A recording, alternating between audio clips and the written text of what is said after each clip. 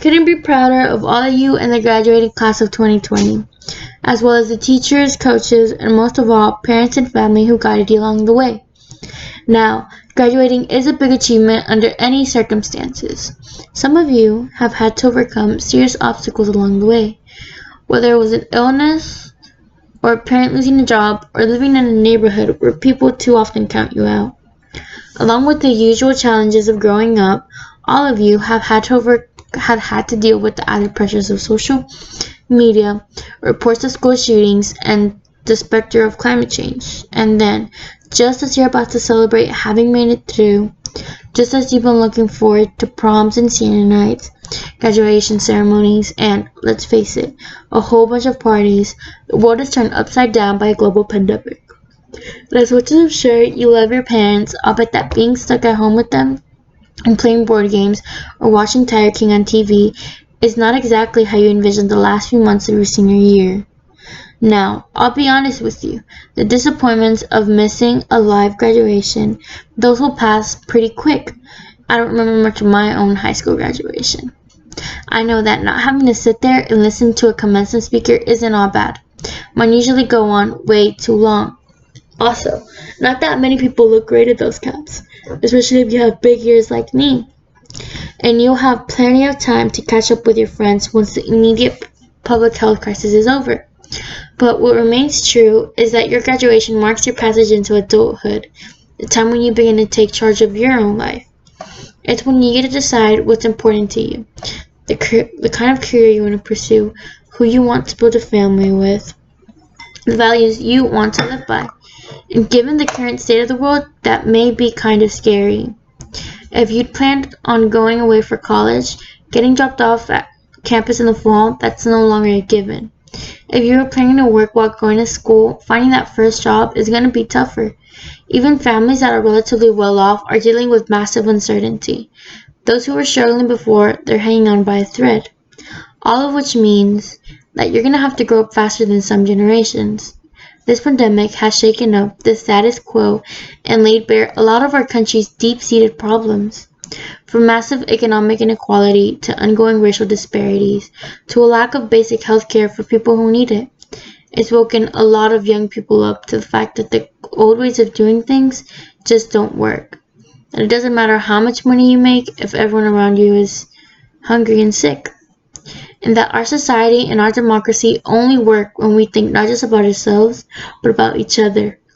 It's also pulled the curtain back on another hard truth, something that we all have to eventually accept once our childhood comes to an end. All those adults that you used to think were in charge and knew what they were doing, it turns out they don't have all the answers. A lot of them aren't even asking the right question. So if the world's going to get better, it's going to be up to you. That realization may be kind of intimidating, but I hope it's also inspiring. With all the challenges this country faces right now, nobody can tell you, no, you're too young to understand, or this is how it's always been done. Because with so much uncertainty, with everything suddenly up for grabs, this is your generation's world to shape.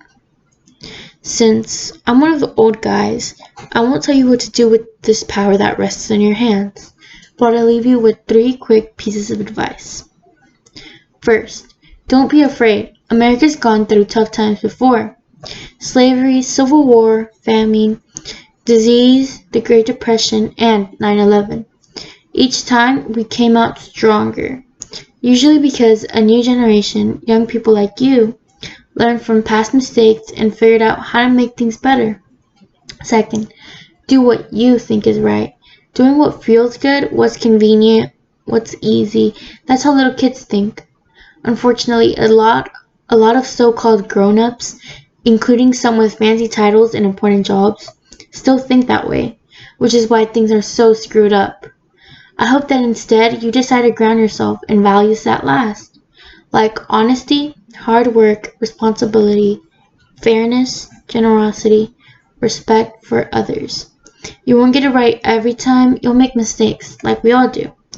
But if you listen to the truth that's inside yourself, even when it's hard, even when it's inconvenient, people will notice. They'll gravitate toward you, and you'll be part of the solution instead of part of the problem. And finally, build a community. No one does big things by themselves. Right now, when people are scared, it's easy to be cynical and say, let me just look out for myself or my family or people who look or think or pray like me. But if we're going to get through these difficult times, if we're going to create a world where everybody has opportunity to find a job and afford college, if we're going to save the environment and defeat future pandemics, then we're going to have to do it together. So, be alive to one another's struggles. Stand up for one another's rights. Leave behind all the old ways of thinking that divide us.